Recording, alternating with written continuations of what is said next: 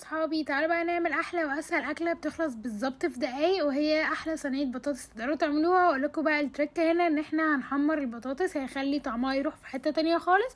لو اول مره تشوفوا الشانل بتاعتي متنسوش تعملوا لي لايك شير سبسكرايب وتبقوا من العيله بتاعتي. يلا بقى بينا على الوصفه عشان نشوف اتعملت ازاي.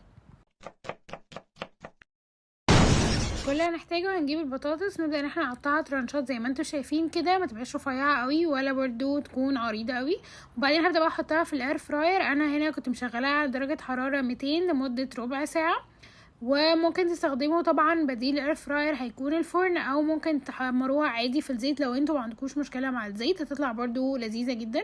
وده كده شكلها بعد ربع ساعه، وكده بقى جاهزه ان احنا نبدا احلى صينيه بطاطس هتعملوها.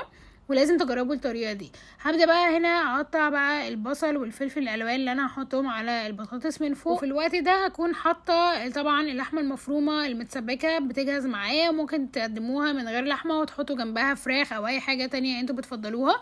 هبدا بقى احط البصل اللي انا قطعته لترانشات كده تحت الاول، ده غير البصل اللي انا قطعته طبعا هنحطه فوق الصينيه بتاعتي.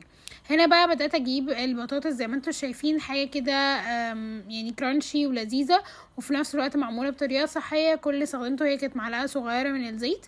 وبعدين هبدأ بقى افردها كده على الصينية. وبعدين هجيب بقى الفلفل الالوان والبصل اللي انا قطعتهم، وهجهز بقى الصلصة اللي هحطها فوق الصينية. هتكون عبارة عن معلقة كبيرة من الصلصة مدوبة في مية. وهنا بقى ده شكلها بعد ما حطيت لها اللحمة المفرومة والبصل والفلفل الالوان. وبتقدروا تحطوا لها، انا حطيت لها هنا ملح وفلفل بس علشان انا بحب طعم البطاطس ما يكونش متغير معايا.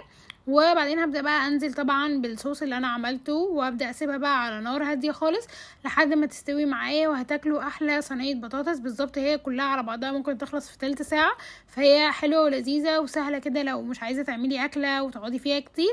وبالهنا والشفا. قولوا لي بتحبوا الوصفه اللي جايه تكون عباره عن ايه، واشوفكم في الوصفه اللي جايه. باي.